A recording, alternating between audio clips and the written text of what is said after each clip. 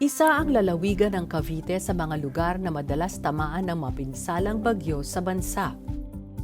Kamakailan lang ay dinaluyong ng bagyong Paeng ang lalawigan na nagbunsod ng pagkasira ng mga ari-arian, kabuhayan at pananim. Kapamilya, malawak ang iniwang pinsala ng bagyong Paeng nang dumaan ito sa lalawigan ng Cavite. May mga naitalang patay sa pananalasa ng bagyo na nagdulot ng lampas taong baha. Upang masolusyonan ang pagbaha sa Cavite noong 2009, isinagawa ang isang pag-aaral na may pamagat na Comprehensive Flood Mitigation for Cavite Lowland Area. Layo nitong makabuo ng pinakamainam na plano at mga programa hinggil sa flood mitigation sa pamamagitan ng Japan International Cooperation Agency o JICA. Dahil dito, nabuo ang Cavite Industrial Area Flood Risk Management Project o ang CIA-FRIMP upang maibsan ang pagbaha sa mga mabababa at bahaing lugar sa Cavite. Ito ay sa pamamagitan ng pagtatayo ng mga flood protection measures na makatutulong din sa pagpapayabong ng ekonomiya sa lugar. Dahil sa tulong pinansyal mula sa JICA, at sa pamamagitan ng Department of Public Works and Highways, nagsimula ang implementasyon ng Priority Works noong Disyembre 2018. Layunin ng proyektong ito na makapagsagip ng maraming buhay sa panahon ng sakuna, masiguro ang ligtas na evacuation o paglikas sakaling may pagbaha, pataasin ang kamalayan ng taong bayan hinggil sa flood mitigation at maprotektahan ang mga komunidad. Matagal nang problema ng lalawigan ang pag-agos ng tubig mula sa matataas na lugar patungo sa mga mababang lugar tulad ng Imus, Bacoor, Kawit at General Trias. Kaya naman, maraming residente sa mga lugar na ito ang laging nasasalanta ng malawakang pagbaha kapag may malalakas na bagyo.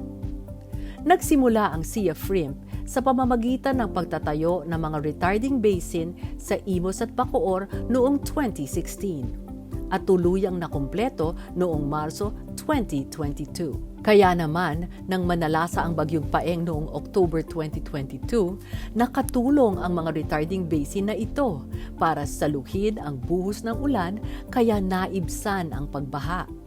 Sa ngayon, itinatayo na rin ang General Trias Retarding Basin 1 na may sukat na 41 na ektarya at ang General Trias Retarding Basin 2 na may sukat na 20.3 ektarya at kasalukuyang sumasailalim sa konstruksyon na matatapos at magagamit na sa lalong madaling panahon. May 5 contract packages ang CIA-FRIMP. Contract Package 1: San Juan Diversion Channel.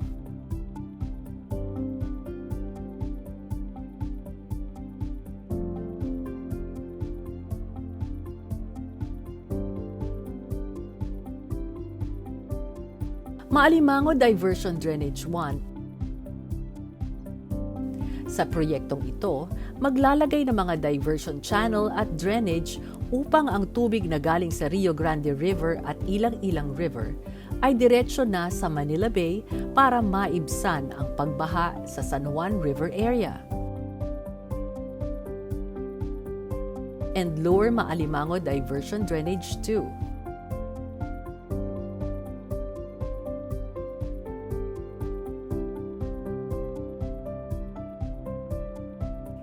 Contract Package 2: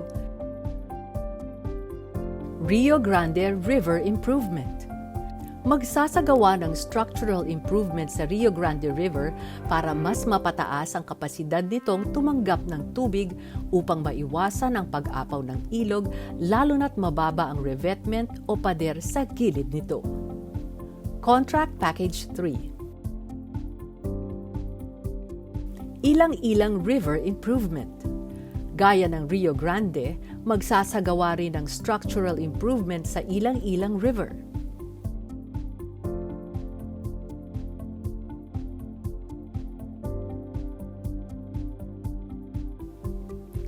Contract Package 4: Maalimango Creek Improvement.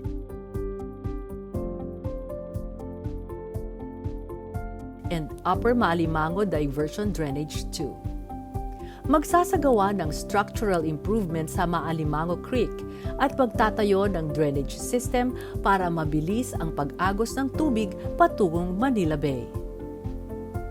Contract Package 5, Resettlement Site Development. Magtatayo ng relocation site para sa mga informal settler families na maaapektuhan ng proyekto. Ang pangunahing makikinabang sa proyektong ito ay ang mga residenteng nakatira sa mabababang lugar sa Noveleta, Rosario, Kawit, Imus at General Trias. Narito naman ang magiging resulta ng SIA-FRIMP. Mababawasan ang pinsalang dulot ng pagbaha sa mga bahaing lugar sa lalawigan. Uunlad ang ekonomiya sa mga target area ng proyekto. Makakaagapay ang mga residente sa epekto ng climate change. Mapapalakas ang flood risk management ng pamahalaan.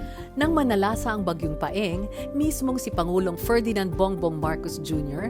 ang bumisita sa Cavite at nagpahayag ng suporta sa flood mitigation project na ito at pagbibigay ng pabahay sa mga naapektuhang pamilya. Kaya naghahanap kami ng long-term solution para dito. May possibility na merong project na approved na galing sa Japanese, sa JICA, na ipalalakihin nila yung ilog para mas malaki ang dadaanan ng tubig. And then, meron siyempre may mga flood control na gagawin. Sa Barangay San Rafael 2 at San Rafael 3 sa bayan ng Noveleta, target ipatayo ang resettlement site na may lawak na 8.8 na ektarya. Kasama sa mga itatayo sa resettlement area ang mga kalsada, open spaces, drainage system, supply ng tubig mula sa Maynilad, at supply ng kuryente mula sa Meralco. Housing units ang itatayo rito na may sukat na 40 square meters bawat isa. Bukod sa pagpapatayo ng mga infrastruktura, bahagi rin ng proyektong ito ang ilang hakbang na hindi kinakailangan ng pisikal na konstruksyon. Kabilang sa mga non-structural measures na ipapatupad ay ang building codes, batas hinggil sa land use, research, information resources, at information campaign sa taong bayan. Layo ng non-structural measures na ito na masiguro ang pagsasagawa ng Flood Mitigation Committee o FMC meetings para sa koordinasyon hinggil sa implementasyon ng proyekto. Magsagawa ng paglilinis ng mga daluyan ng tubig sa project area.